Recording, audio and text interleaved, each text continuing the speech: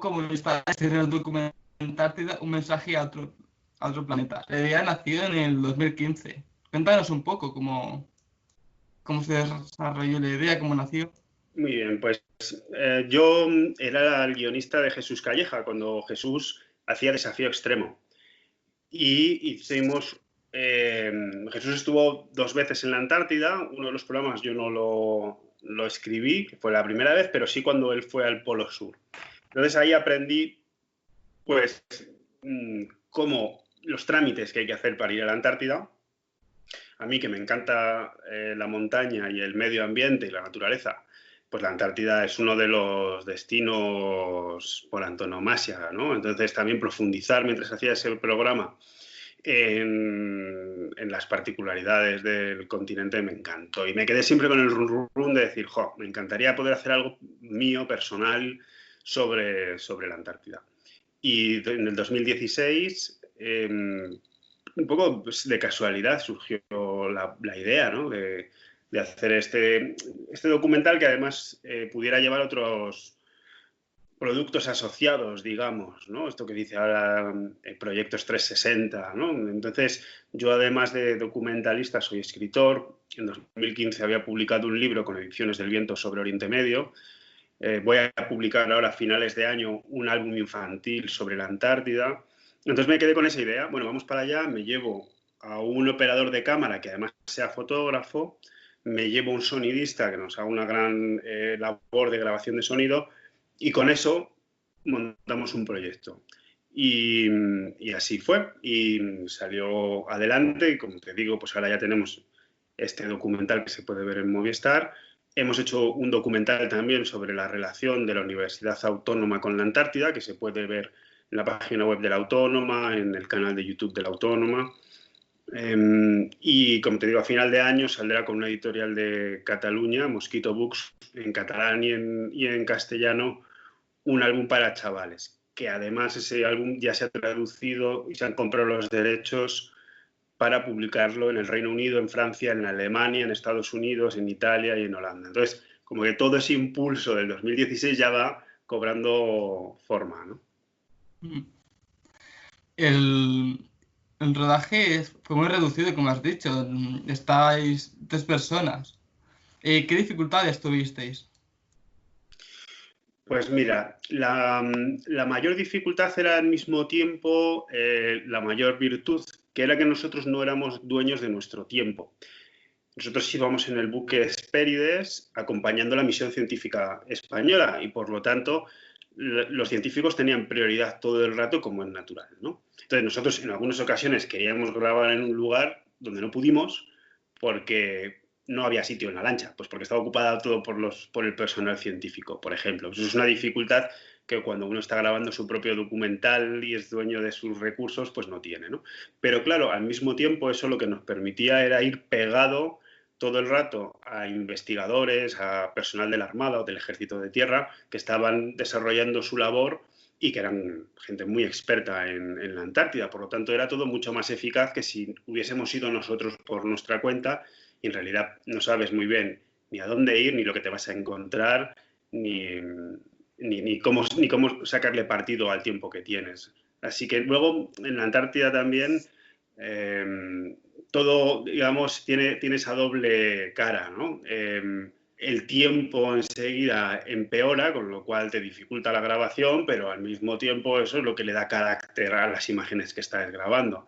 Por lo tanto, todas las dificultades al mismo tiempo se transforman en una virtud. De hecho, en el documental hay una secuencia que yo tengo mucho cariño, que es la de las ballenas enanas australes. Y un momento en el que nosotros veníamos de grabar y cuando volvíamos al barco, el operador me dice, oye, me queda un poquito de batería. Digo, bueno, pues nada, vamos a grabarnos un plano muy bonito del Hespérides, que está ahora el cielo despejado y precioso, y ya consumimos la batería.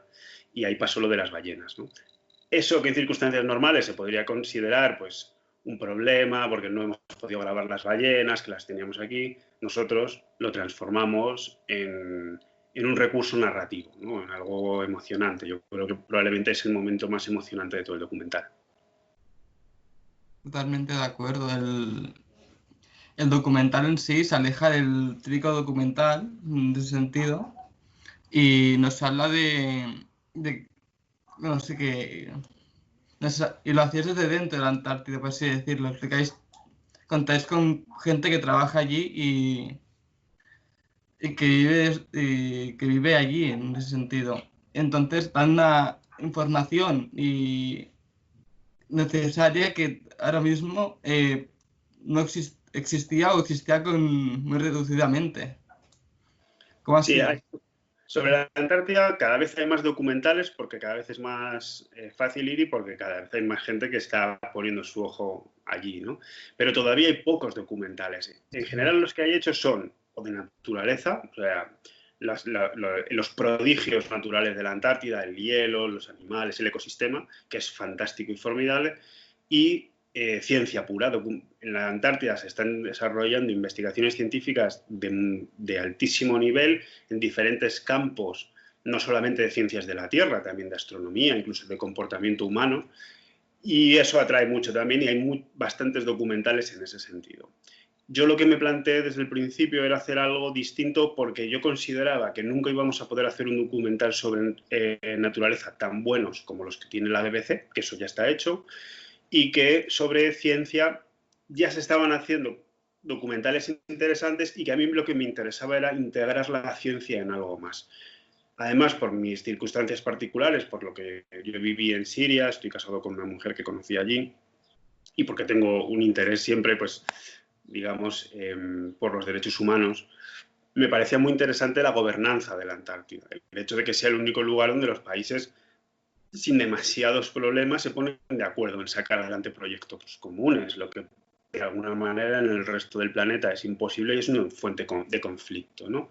Y eso me atraía poderosísimamente, ver si eso era real y ver cómo había sido posible hacerlo. Entonces ahí es como uní todo eso. Luego resulta que, claro, los científicos en la Antártida son una voz esencial en esa gobernanza. Por lo tanto, ya encontré la manera de integrar la ciencia también dentro de ese interés particular mío. Y así es un poquito como surgió ese punto de vista diferente. Yo creo que no existe, yo estaba buscando, por supuesto, intentando ver todo lo que estaba hecho sobre la Antártida, y yo no he visto ningún otro documental que hable de la gobernanza de la Antártida. Y cómo, además, que es un poco lo que tú decías, el punto de vista que yo quise promover fue que no es una mirada desde el mundo a la Antártida, sino de la Antártida hacia el mundo. O sea, si la Antártida tuviese habitantes, los antárticos, cuando mirasen al resto del planeta, ¿qué pensarían? No pensarían que estamos locos, no pensarían que hemos perdido el juicio. Esa era la mirada que a mí me interesaba. Totalmente de acuerdo. Uno de los aspectos que más llama la atención del documental es que, como estás diciendo, que es un documental que habla de la Antártida al mundo, pues, como has dicho. Y es interesante saber también qué es lo que viven la gente que está allí y qué es lo que se encuentra realmente. Y eso que cambia la narración típica del documental. Y aparte es interesante como habéis explicado, el tratado que había como de paz en ese sentido entre diversos países y se puede decir que es una especie de continente de continentes Uh-huh. y demás, pero también resulta muy interesante cómo explicáis las problemáticas que hay, porque pese a que haya como una especie de tratado de paz, hay algunos países que haciendo según qué acciones Uh-huh. ya están diciendo que en el 2030, si no me equivoco, que es cuando termina este acuerdo, y que puede haber ya como una especie de conflicto para saber quién se lleva el control. ¿Qué crees que sucederá en ese sentido? Bueno, digamos que en la Antártida hay una especie de tensión latente, que eso es lo que yo también quería contar en el documental, ¿no? Yo quería hablar de la historia oficial y de la no oficial. No creo que se pudiera hablar de la Antártida como si fuese simplemente un territorio de cuento de hadas, donde todo lo que sucede es por buena voluntad y por el corazón generoso de los países, pero tampoco creo que sería justo, y además que no se ha ajustado a la realidad, hablar de que en realidad todos los países allí tienen intereses ocultos y están esperando la primera oportunidad para empezar a extraer petróleo. No es real. O sea, hay una voluntad realmente de entendimiento. Entonces, pero como estaban esas dos fuerzas allí, yo las uní. Y de ahí creo que sale pues, lo que es la narrativa un poco singular del documental, ¿no? Que es esas dos voces. La voz de Olga, que es una locutora súper conocida de los documentales de la 2. O sea, tú oyes su voz automáticamente y te saltan los documentales de la 2. Y poner luego mi voz pues para ir puntualizando, ¿no? Y yo creo que eso funciona bien porque ayuda a ir creando esa doble historia. Y ahora ya pues ya me he ido por los cerros de Úbeda y no sé muy bien cómo era exactamente la pregunta. Bueno.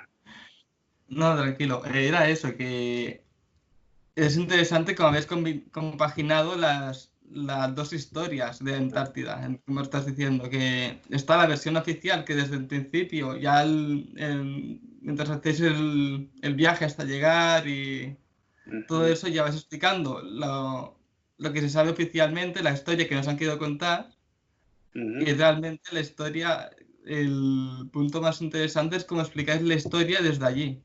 Y cómo, qué ha sido lo más complicado de este proyecto, en ese sentido de qué dificultades habéis tenido a la hora de intentar que la gente que está allí trabajando os explicase bueno, que os explicase cómo es su desarrollo profesional y Bueno, demás, ¿sabéis?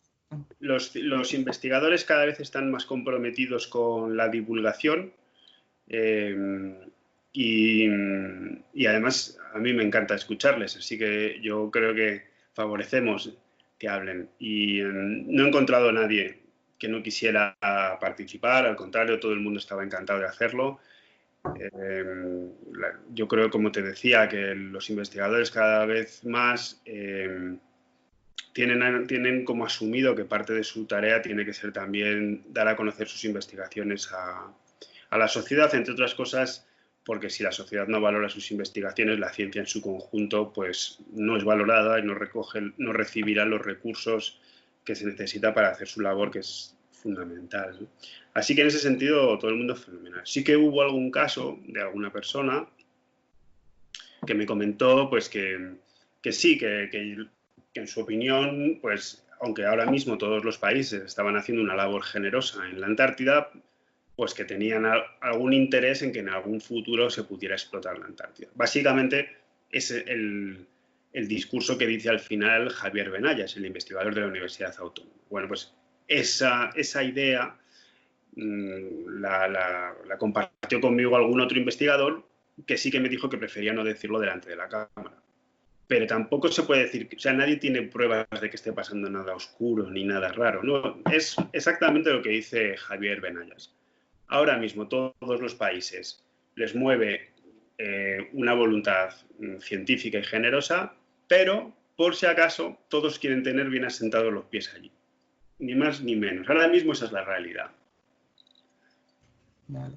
De alguna manera el mensaje que mandáis en este documental es una especie de alto todo el mundo y repensemos qué estamos haciendo realmente. En ese sentido, ¿no? Ahí va, exacto. Y sobre todo el mensaje que yo creo que desde hace unos años está calando mucho en la sociedad del sí se puede, ¿no? Estamos aplicando el sí se puede a todos los ámbitos, feminismo, ecología, derechos humanos, romper una barrera mental que tenemos que superar como individuos, como ciudadanos, en primer lugar, para que haya una transformación del mundo. Porque si estamos siempre con la losa de que esto es imposible, esto es una utopía, pues entonces nunca vamos a poner la energía que este cambio requiere, que no se va a hacer tranquilamente desde casa, claro. Y en la Antártida, para mí, ese sí se puede es, no solo sí se puede, sino que es que sí se ha podido. No estamos hablando de una utopía y unos buenos deseos. Es que en la Antártida se lleva pudiendo 60 años, ni siquiera es algo reciente. Hace 60 años que esas aspiraciones que tenemos de cooperación internacional, protección del medio ambiente, devoción al conocimiento científico, es real. Y además está produciendo unos beneficios para todos los que están participando en ello que son absolutamente incuestionables. Entonces, la pregunta del documental era, si allí ha sido posible, ¿por qué en el resto del planeta no? ¿Y por qué crees que en el resto del planeta no? Los intereses priman, ¿no? Bueno, pues porque la realidad es que en el resto del planeta la realidad es compleja. Y entonces, la Antártida, al ser un territorio al que todo el mundo ha llegado tarde, todas las reclamaciones de alguna manera y todos los deseos empiezan desde cero y a la vez. Entonces, no hay un histórico de reivindicaciones, ¿no? Muy tarde. En el resto del planeta, incluso en el Ártico, sin ir más lejos, pues todos los países tienen ya una serie de reclamaciones y de aspiraciones acumuladas desde hace mucho tiempo. Entonces es complejo, pero eso no debería de ser óbice para no seguir mirando la Antártida como una realidad y como una especie de faro, ver cómo se está haciendo allí y ver cómo se puede hacer más aquí. Por ejemplo, sin ir más lejos, los científicos no son quienes gobiernan en la Antártida. Es decir, el Tratado Antártico lo forman una serie de diplomáticos. Muchos de esos diplomáticos tienen un background científico, por supuesto, pero no actúan como científicos, actúan como diplomáticos que tienen que tomar una serie de resoluciones y una serie de legislaciones, por decirlo de alguna manera, que se aplican a todos los países. Pero, ¿qué es lo que ocurre? ¿Cuál es la diferencia? Que antes de tomar cualquier decisión se pide la opinión a los expertos científicos en esa materia. Y lo que se dice, que los científicos siempre tienen una opinión desinteresada y basada en la realidad. Dicen, esta es la realidad ahora y esto es lo que más conviene. Esos diplomáticos y esos responsables del Tratado Antártico lo toman como que han hablado los que tienen que hablar y ahora ellos tienen que transformar eso en legislación. Bueno, eso debería de ser, por ejemplo, algo que ya estuviéramos haciendo.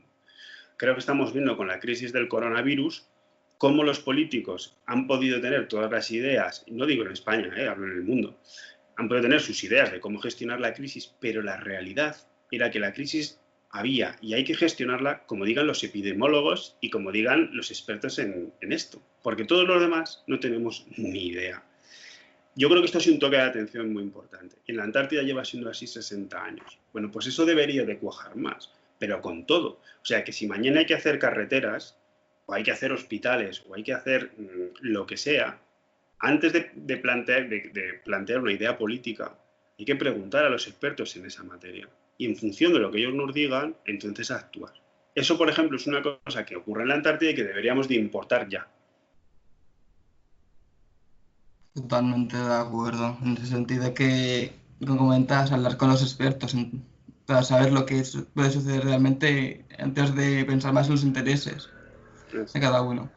Y también es interesante cómo habéis tratado el conflicto, bueno, la problemática con el turismo. Cada vez hay un incremento significativo de turistas que van allí y pese a ser un tipo de viaje bastante caro, dentro de lo que cabe.